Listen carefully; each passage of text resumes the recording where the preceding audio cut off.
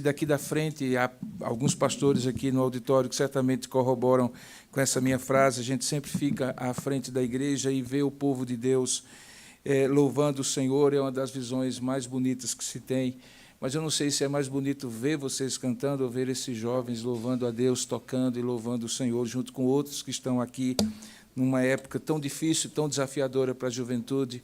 Tê-los aqui, para nós, é um momento de muito refrigério, encoraja o nosso coração. Certamente os capelães e assistentes de capelania que estão aqui se sentem encorajados por ver o engajamento de vocês, assim como de alguns diretores que estão aqui, da direção executiva, há alguns que fazem parte da alta direção da universidade também, diretores de unidades, e você que está aqui conosco também.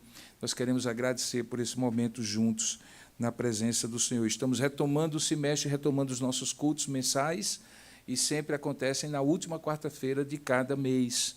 Por isso, agora, em agosto, nós começamos no dia de hoje. Mas, além disso, a capela tem uma programação bastante intensa, e ela fica, sem dúvida alguma, sempre aberta, manhã, tarde e noite, com alguns momentos em que os capelães estão dirigindo devocionais, estão fazendo atividades, mas também para você que está aqui e também que nos acompanha, e que deseja ter um momento com Deus. A capela é o coração dessa instituição. Ela sempre estará aberta para você ter o seu momento de leitura da palavra, de oração e assim por diante.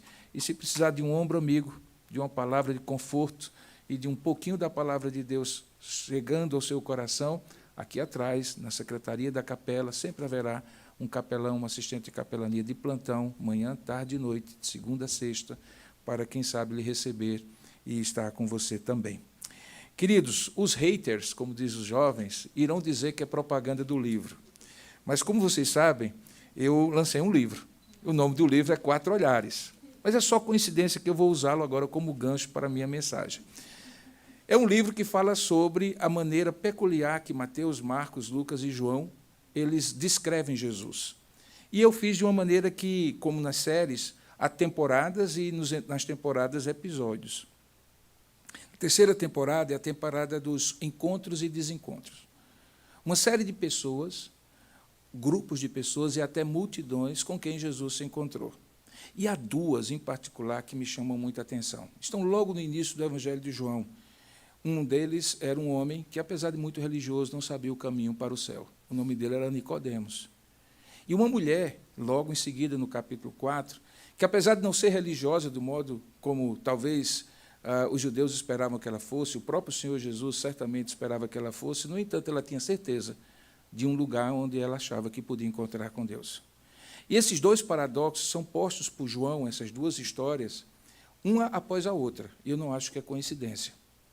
É para, de alguma maneira, nos mostrar, nesses encontros e desencontros, que seja você quem for, religioso ou não, tendo certezas inexoráveis, convicções firmes que não podem ser mexidas, mas que eventualmente não servem ao seu coração todos os momentos da sua vida e que às vezes lhe deixam meio que carente de uma certeza maior. Ou seja, você, uma pessoa que não é tão religiosa, que talvez até tenha um pensamento religioso como aquela mulher samaritana, que é diferente do que a Escritura ensina, no entanto, é possível ter no encontro com Jesus algo que é transformador. Eu gostaria de convidar você justamente a abrir o Evangelho de João, no capítulo 3, para descrever aquilo que eu penso que é um recorte significativo dessa história, que é tão conhecida, mas que, de maneira muito peculiar, eu rogo a Deus que seja nova ou renovada ao seu coração no dia de hoje. João, capítulo 3, é o quarto evangelho. Se você estiver com alguém que eventualmente está sem Bíblia e você puder compartilhar, além disso, nós temos, creio eu, Bíblias dos 150 anos à disposição. Eu peço ao pessoal da equipe de apoio que, de repente, se tiver pessoas sem Bíblia e que quiserem receber essa Bíblia dos 150 anos, possam receber.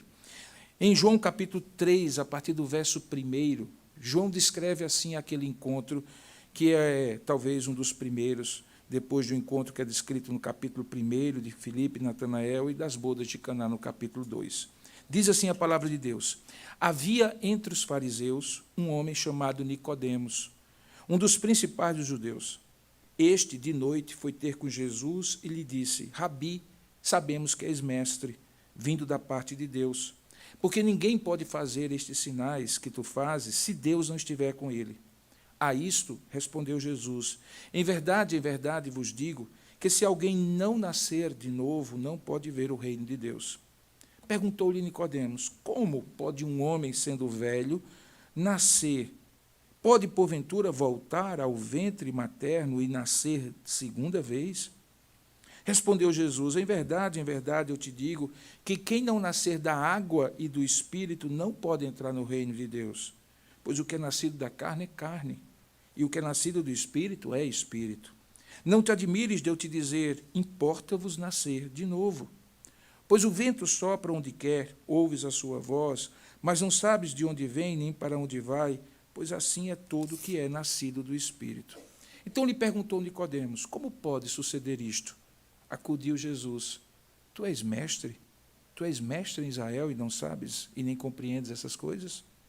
Em verdade te digo que nós dizemos o que sabemos e testificamos o que temos visto, contudo não aceitais o nosso testemunho. Se tratando de coisas terrenas não me credes, como crereis se vos falar das celestiais? Ora, ninguém subiu ao céu, senão aquele que do céu de lá desceu, a saber, o Filho do Homem. E do modo porque Moisés levantou a serpente no deserto, assim importa que o Filho do Homem seja levantado, para que todo que nele crê tenha a vida eterna. Que Deus abençoe a sua palavra. Amém. Vamos ter uma palavrinha de oração? Ó Deus amado e querido Pai, a tua palavra por si só, inspirada pelo teu Espírito, é suficiente para falar ao nosso coração pela leitura que fazemos, como acabamos de fazer. Ela é lâmpada para os nossos pés, ela é luz para o nosso caminho. Mas no momento em que nós vamos expor agora, pedimos que ela se torne luz na nossa mente, abrindo o nosso entendimento, dilatando a nossa mente, e o mesmo Espírito que a inspirou venha nos guiar para a compreensão mais profunda desse trecho da Escritura. Que não seja apenas a Escritura que nós conhecemos, mas seja a Escritura que tu fales conosco por meio dela agora. E nós te daremos toda a honra e toda a glória quando, ouvindo a tua voz, formos encaminhados para mais próximos de ti, para ter comunhão contigo, e como diz a tua palavra, para que todo que nele crê, para que todo que em ti crê, tenha a vida eterna. É o que nós oramos em nome e para a glória de Jesus. Amém. Queridos, é muito curioso como saber de algo não significa necessariamente compreender algo. A gente sabe da nossa teologia que Deus é possível de ser conhecido, mas é impossível de ser compreendido. Ele é conhecido na medida em que ele se revela. Todas as coisas acabam por revelar Deus. Os céus proclamam a glória de Deus. O firmamento anuncia a obra de suas mãos. Paulo, escrevendo aos Romanos, diz que o homem é indesculpável, porque os atributos de Deus, bem como o seu eterno poder, podem ser vistos, podem ser sabidos, podem ser conhecidos pelas coisas que ele revelou. Mas isso não significa que Deus pode ser compreendido. Porque a ideia de compreensão é a ideia de apreensão da plenitude do significado de algo ou de alguém. Quando eu digo que, por exemplo, essa Bíblia está compreendida neste púlpito, significa que toda a extensão dela, profundidade, largura e comprimento estão contidos na superfície dessa plataforma. Compreender, portanto, não é saber, e conhecer é muito pouco diante do compreender. Esse homem chega diante de Jesus e ele é qualificado pelo próprio texto de João como um dos principais judeus. Esse é um termo técnico. Ele era um dos principais judeus porque, não sendo sacerdote, no entanto, ele tinha assento na mais alta corte, que era a corte do Sinédrio, onde se julgavam as causas civis, penais e também religiosas de Israel. Portanto, ele era um líder, teoricamente, alguém que sabia muito, mas ficou claro no diabo que ele não compreendia muito o que sabia. Ele procura Jesus, diz o texto, de noite, e alguns comentaristas falam que era uma maneira dele não se expor. Afinal de contas, Jesus não era um rabino de uma grande escola rabínica daquela época. Ele seria um pregador leigo nos dias de hoje, um rabino outsider, de fora do status religioso, do establishment religioso. E ele vai ter com Jesus à noite. Chama Jesus de rabi e faz uma afirmativa que é paradoxal. Ele diz assim: sabemos que és mestre vindo da parte de Deus, porque ninguém pode fazer esses sinais que tu fazes se Deus não estiver com ele. Veja que é um raciocínio dedutivo. Se tu fazes esses sinais, então tu deves ser vindo de Deus. Ele chama Jesus de mestre e diz que esse conhecimento, ou esse saber sobre Jesus como mestre, não lhe era particular. Ele usa a primeira pessoa do plural, sabemos, que na verdade é um recurso para o anonimato. Sabe aquela coisa quando alguém chega para você e diz assim, olha, o pessoal está dizendo, e na verdade não é o pessoal, é a pessoa, só que ela não quer se expor e de repente ela socializa a responsabilidade de dizer o que ela vai dizer? Aqui está um caso de um homem que ele sabia que Jesus era vindo de Deus. Mas talvez reconhecer isso lhe era humilhante o suficiente para ele ter que socializar e dizer assim, todo mundo está falando que o Senhor é vindo de Deus. Mas a razão que ele dá é que me preocupa.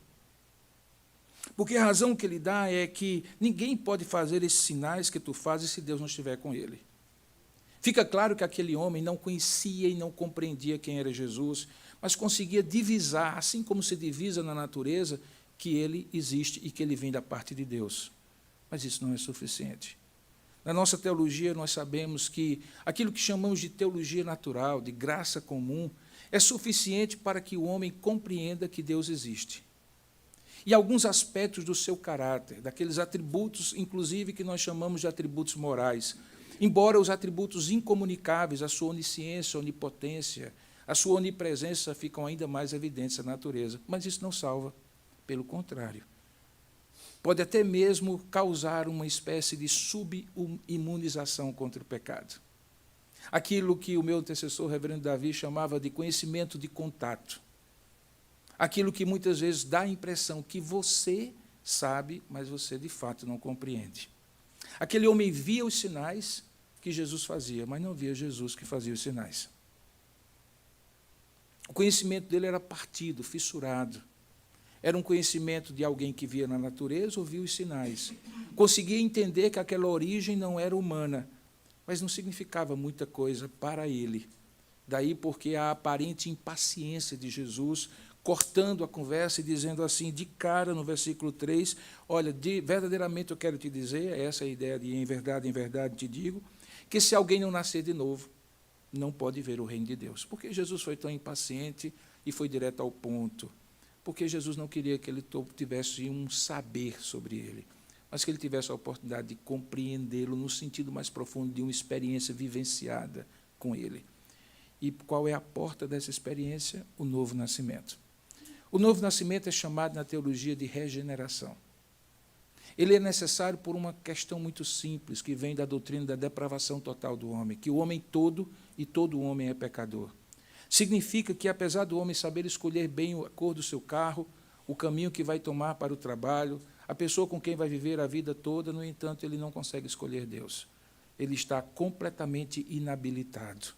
É como se fosse uma pessoa morta, e é assim a descrição de Paulo aos Efésios, que nós estamos mortos em nossos pecados e delitos, sobre quem você tenta despertar, ou que você ordena que esse homem desperte. Levanta-te, morto, e coloca um peso sobre ele para, quem sabe, incomodá-lo. Mas você pode colocar uma tonelada sobre um homem morto, porque ele está morto. Ele não acordará. Ele precisará ser acordado. O novo nascimento, portanto, e a regeneração é o despertamento espiritual de um morto espiritual. E esta é uma obra exclusivamente de Deus. Mas não significa dizer que não há um lugar para o homem participar desta obra. É porque, de certa maneira, logo após o despertar de Deus, a regeneração, o novo nascimento, esse homem precisa crer, e o dom da fé que Deus lhe concede é o que proporciona que esta vida seja, de fato, transformada e transformada no contínuo da graça salvadora e da graça santificadora. Mas Nicodemos parecia limitado na sua compreensão. Era surpreendente que um homem que conhecesse a lei tão bem era tão literalista. Porque no verso 4 ele diz assim, como pode um homem nascer sendo velho? Das duas, uma, ou ele estava sendo cínico, compreendeu muito bem, mas tentou tirar de lado, ou ele realmente era limitado. Porque imaginar que Jesus, ao dizer é importante que você venha nascer de novo, que um homem adulto pudesse voltar ao ventre da sua mãe e voltar a nascer, ou era de um literalismo, ou era de um cinismo absurdo. Eu acredito que, naquela ocasião, Nicodemos não apenas expressou a sua ignorância, mas expressou a sua incapacidade de discernir coisas espirituais, que é um dos efeitos de quem é nascido de novo. Uma das consequências de alguém que é nascido de novo é que ele consegue entender os aspectos espirituais da vida. Mas Nicodemos não entendeu, e Jesus, então, precisa dizer para ele, no verso 5, reafirmando: em verdade te digo que quem não nascer da água e do Espírito não pode entrar no reino de Deus. Os comentaristas são quase unânimes em dizer que essas duas expressões, nascer da água e do Espírito, revelam as duas dimensões de um sentimento, de uma compreensão e de uma convicção que o homem precisa ter em relação a Deus. Uma que é espiritual, em espírito. É a ação do Espírito que ele menciona como sendo um vento que sopra onde quer, ouves a sua voz, mas não sabes de onde vem, nem para onde vai, assim é todo que é nascido do Espírito. É aquela obra misteriosa que Deus faz no coração do homem que ninguém vê a não ser os efeitos, assim como o vento. É uma obra essencialmente espiritual. Não é por força, nem por violência, que o Espírito convence o homem do pecado, do juízo e da justiça. Aquele discernimento, de repente, é despertado, ainda que nem todas as pessoas percebam a princípio. É uma obra misteriosa e espiritual. Mas quando ele também diz que aquele que é nascido também deve nascer da água, o que nasce de novo também pode nascer e deve nascer da água, também existe um elemento externo, que é a própria palavra representada pela água, por um lado, e que essa água também representa quando há uma profissão de fé nesta verdade. Daí porque o batismo é feito por meio da água, o elemento visível, que revela publicamente que uma regeneração interna aconteceu no coração do homem. Do que é que nós estamos falando? Estamos falando de alguém que é gerado espiritualmente no coração por uma obra soberana, impetuosa como um vento, que acontece na alma humana, despertando o seu espírito. Mas, por outro lado, uma vez despertado, esse ser humano precisa, por meio da palavra, ouvir aquela água que desce e purifica-lhe simbolicamente no batismo, representando a regeneração, e professar a sua fé em Cristo Jesus. Seria necessário que, a partir dali, não de noite, mas de dia, não algumas vezes, mas todo o tempo, e não por causa dos sinais, mas por causa da experiência com Jesus, de fato Nicodemos pudesse expressar que conhecia, não, que na verdade conhecia pessoalmente, havia nascido de novo por meio da obra do Espírito de Deus. Esse homem que não sabia, apesar de ser religioso, o caminho para o céu, continua nas suas dúvidas no verso 9 ao perguntar a Jesus: e como pode suceder isto? Veja que, a princípio, a questão dele é o que é. Depois, ele pergunta como é que isso acontece. E Jesus diz, então, demonstrando o ponto que inicialmente eu falei, que conhecer nem sempre é apreender, no versículo 10, perguntando-lhe: tu és mestre em Israel e não compreendes estas coisas? Veja os dois verbos diferentes. Ele chega para Jesus dizendo assim: nós sabemos que. E aqui Jesus diz: mas tu não compreendes essas coisas. Porque saber é uma coisa, compreender é outra. Ele precisava compreender para poder usufruir. Daí porque no verso 11 Jesus diz: em verdade te digo, e aí sim Jesus usa o plural de majestade, na verdade um plural trinitariano, porque aqui ele estava se referindo ao Pai, ao Filho e ao Espírito Santo, e diz assim: nós dizemos o que sabemos. Nós quem? O Pai, o Filho e o Espírito Santo. Sim, nós dizemos o que sabemos. Vocês dizem o que vocês, no início, Nicodemos, apenas via superficialmente. Nós dizemos o que sabemos e testificamos o que temos visto, contudo não aceitais o nosso testemunho. E de uma maneira magistral, Jesus fala pela última vez registrada em João para Nicodemos, dizendo que, se tratando de coisas terrenas, não me credes, como crereis se vos falar das celestiais? Nicodemos desaparece das narrativas dos evangelhos. Nós não sabemos que efeito aconteceu. Eu costumo dizer que o que é enigmático é imaginar que Nicodemos compreendeu essas coisas e conheceu Jesus, ao invés de simplesmente saber da existência dele e perceber os sinais que ele fazia. Mas eu não posso afirmar isso. Na verdade, sobre a salvação de quem quer que seja, nós podemos afirmar poucas coisas a não ser o fato de que uma boa árvore dá bons frutos e uma má árvore dá maus frutos. E que pelos frutos nós conhecemos se a pessoa nasceu de novo ou não. Conviver numa instituição em que todos nós ouvimos quase que diariamente, se não várias vezes no dia, sobre as coisas de Deus, deixe-me dizer para você, é um grande risco. Uma grande oportunidade, mas também um grande risco. Você pode ficar meio imunizado, vendo os sinais e até agradecendo a Deus pelas coisas que todos nós devemos agradecer como criaturas de Deus, pelo ar, pela comida, pela bebida, pela vida, pelas coisas boas que Deus faz chover sobre bons e sobre maus, sem discernir aqueles que são objetos do seu amor, porque é o amor do Criador. Mas cuidado, porque é possível ter apenas tocado na superfície desse amor e precisar chegar para Jesus e dizer assim: o que é mais do que os sinais que tu fazes pelos quais eu agradeço? Quem és tu? E como tu podes transformar a minha vida? É perigoso porque é possível chegar até a metade do caminho. Mas quem saiu do ponto zero, ou quem está no meio do caminho, está igualmente distante, porque está fora da chegada. E o grande risco é chegar tão perto e morrer na praia. Daí porque em alguns momentos a ignorância parece ser favorável. Mas a pior coisa é quando, tendo conhecimento, nós somos supostamente mestres, mas não sabemos essas coisas. Porque se nem compreendemos nas coisas terrenas a ação de Deus pelos sinais, prodígios que Ele faz no nosso meio, a providência que Ele opera em cada momento da nossa vida, quanto mais se formos pensar nas coisas espirituais que Ele, de maneira graciosa, coloca a nós. Mas há um outro caminho.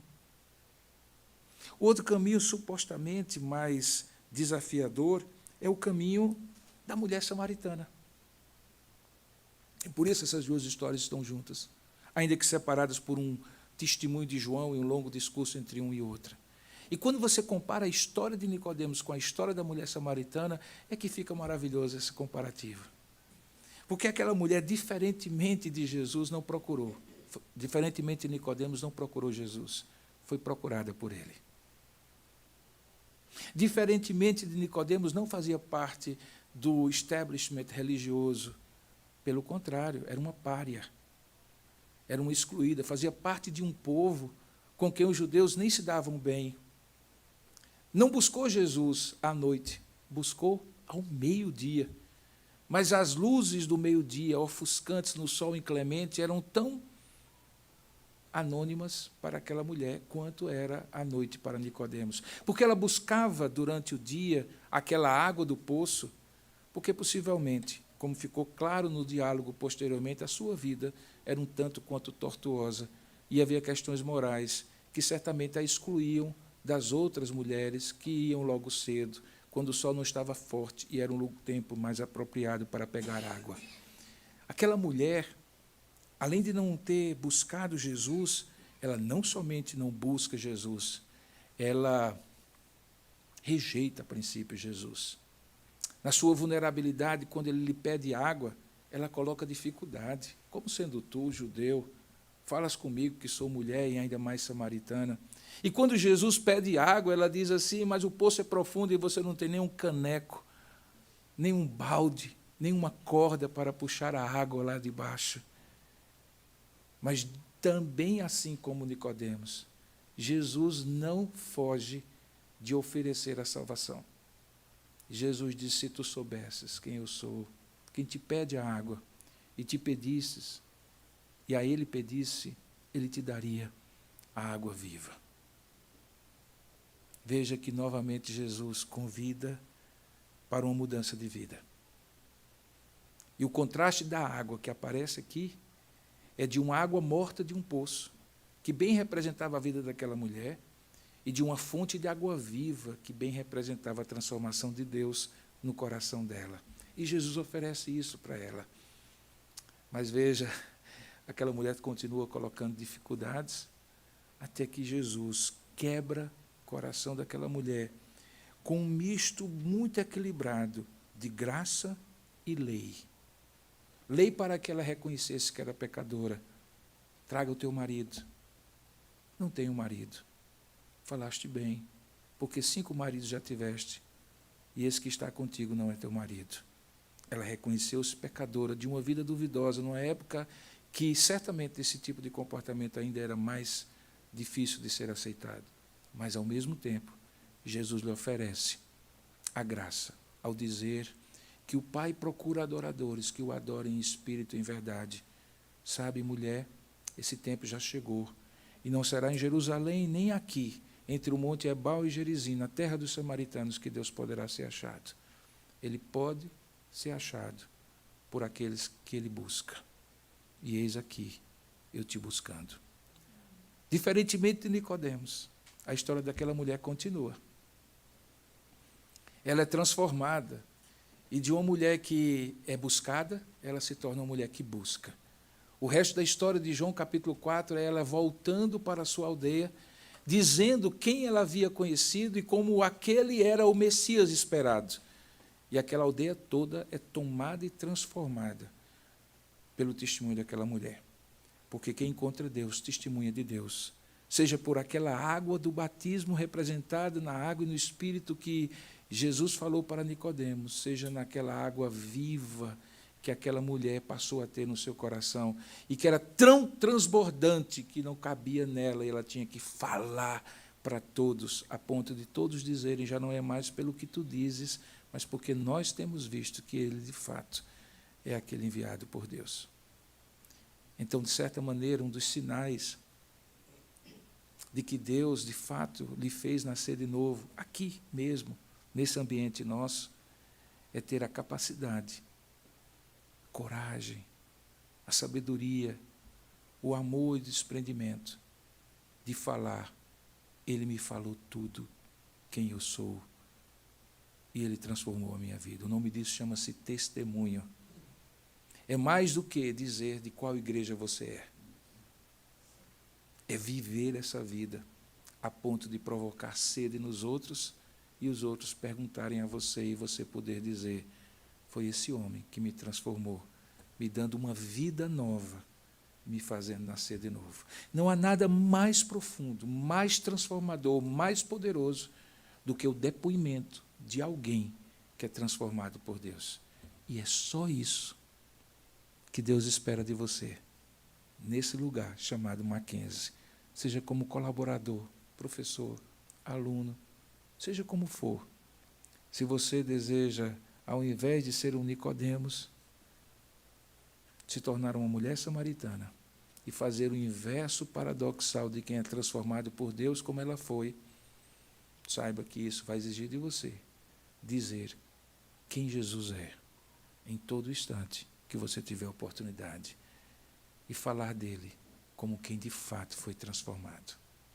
Que Deus abençoe você nesse testemunho de Nicodemos, em contraste com essa mulher samaritana, e faça de nós esses instrumentos que ele fez para, uma vez salvos, uma vez transformados, uma vez ressuscitados, sermos instrumentos na vida de outros. Que Deus nos abençoe.